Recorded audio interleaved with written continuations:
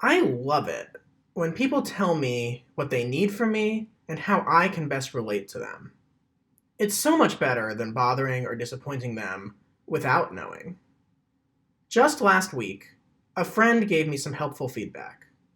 I sent her a link about some internet drama. A podcast we both like was getting called out for not valuing the people of color on its staff. And then I sent her another link the next day with some more information about it.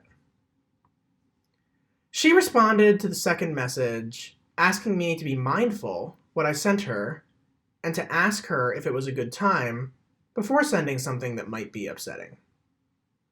She said that she's found if she knows messages from someone might be stressful, she has a tendency to just ignore them, which she didn't want to do. My first reaction was surprise.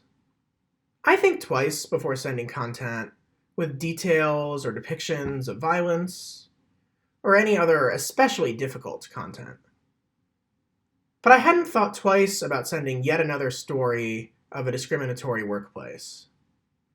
Of course, I'm lucky for workplace discrimination to be something that happens to other people, and not something I really have to worry about.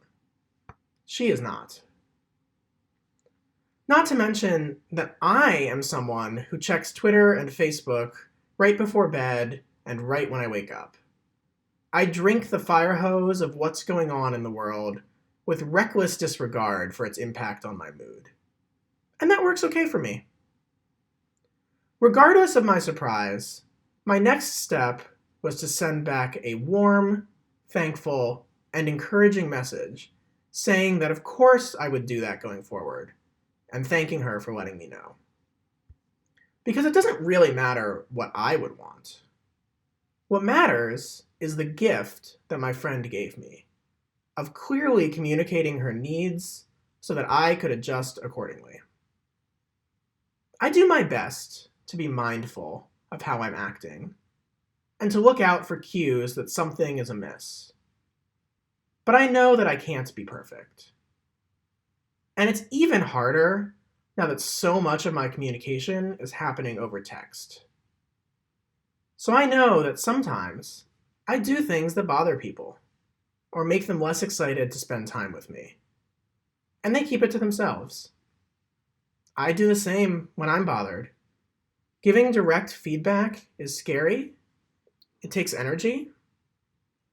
We don't always have that. So when someone does have the courage and trust to tell me what they need from me, I do my very best to fight the instinct to be defensive.